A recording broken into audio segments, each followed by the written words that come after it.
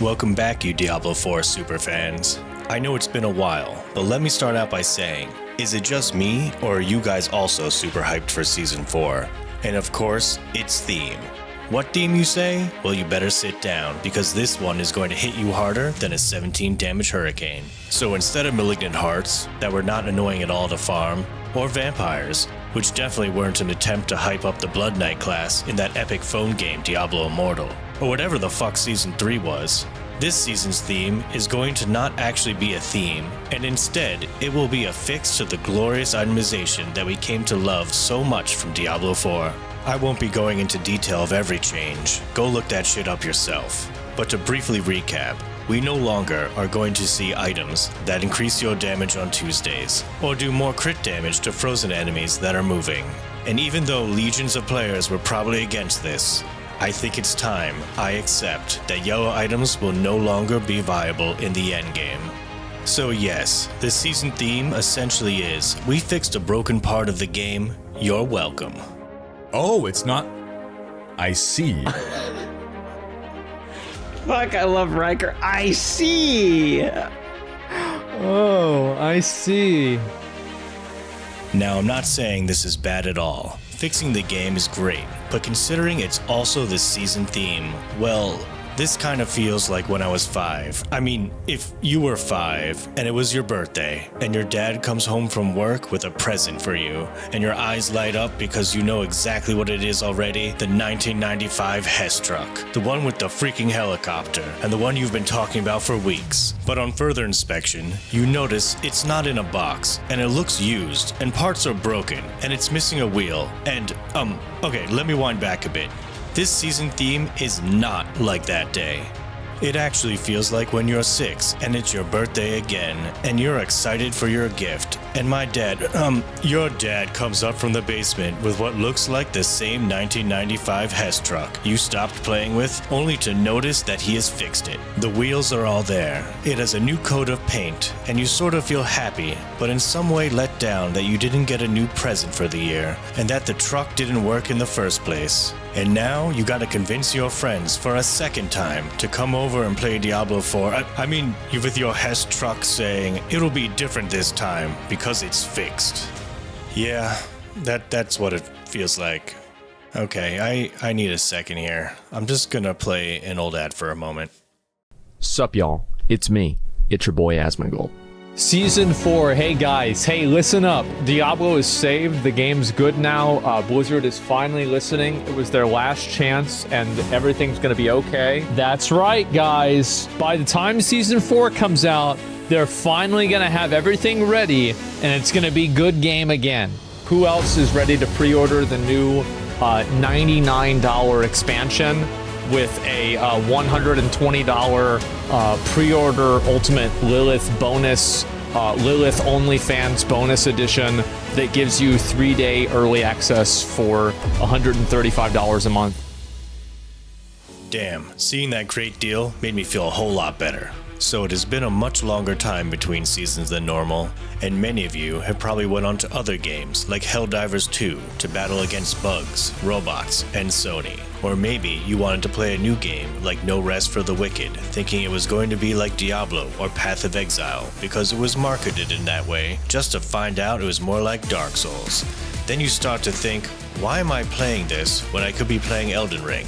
But for those Diablo 4 superfans who are still grinding in Season 3, you are the true Giga Chads. But no matter what you've been doing, I'm sure you all are aware of the developer interviews that went on recently. Or maybe you have no idea that even happened. Who cares? Either way, it was an interesting move, I must say.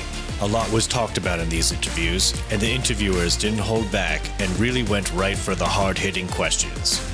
Dude, is that a paper towel roller by your bed? How do I get one of those? I have kids, they're very messy. It's part of the life. Dude, that's the most ingenious thing I've ever seen. We're pretty creative over here. Toilet paper in the back. All right, cool. Some shots were even thrown.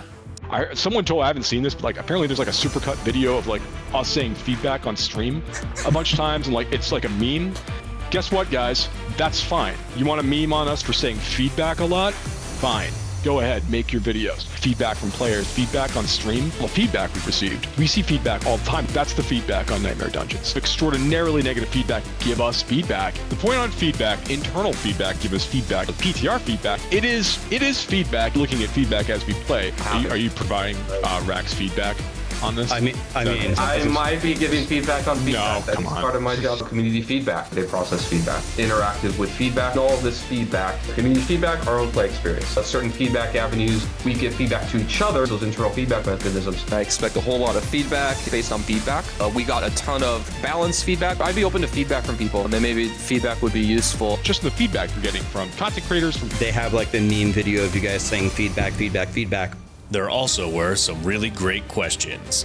Do you feel that the vision for Diablo 4 has changed since launch? Have we seen the potential for maybe adding an additional game mode or other game modes? Will an armory be coming to Diablo 4 so we can save our builds? I'd like to have DPS meters. Is that something we're gonna see? A D3 character rebirth, is that on the radar of something to come to D4? Is there any potential for glyph leveling outside of Nightmare Dungeons? What is kind of the future of the overworld in Diablo 4? Ghazi, can you say a sentence? An ARPG game is honestly the very definition of insanity. How do you design a system with fun in mind? How do you find the fun? Will we ever see roadmaps come out? How about things like surprise events, like i.e. Goblin Vaults from D3, for example? How do you guys plan to address difficulty? So for social features, trading, group finder, clans, what are your guys' thoughts on those three for Diablo 4? What's the thoughts on map overlay moving forward? What are the specific challenges that you see with implementing sets in Diablo 4's current itemization? How has the day been for you? And also, if you think we're going to be eating steak in Season 4 yet? Okay, so I don't even know what that is referencing. You know, once again, I feel like people make like beef things sometimes. I don't even know what we're talking about. What about a unicorn level? Cow level? Is that ever something that's going to happen? Because we've all been hunting for it. A unicorn level, that sounds neat. I don't know what you're talking about with the other one. Damn, those were some great questions. And if you want to find out the answers, the link to all those interviews are in my description. Yeah, did you hear what they said? You should hear how most players built, you should see the data on how most players built a skill tree.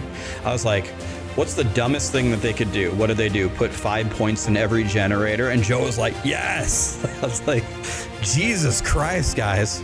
Yeah, who even does that? That sounds so stupid. Was he leveling up all of the basic Just abilities? Of course we believe He's you. leveling up all of his basic abilities. Is that a good build where you just put all your points into starter skills? I don't know if that is any good. I feel like that's kind of bad, right? Yeah, it's a terrible. Yeah, it seems like a bad build. So I just want to say thank you to all the interviewers who spent hours or even days crafting your questions. I am sure many of you wish you had a lot more time to ask them all. Yo, dude, I had so many more questions. Look at all the questions I missed. First of all, I missed all of these.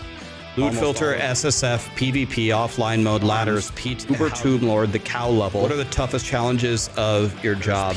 How did the PTR go? Map overlay. Are you actually innovating on ARPGs? Why isn't Diablo and Diablo 4? Why am I not playing Elden Ring?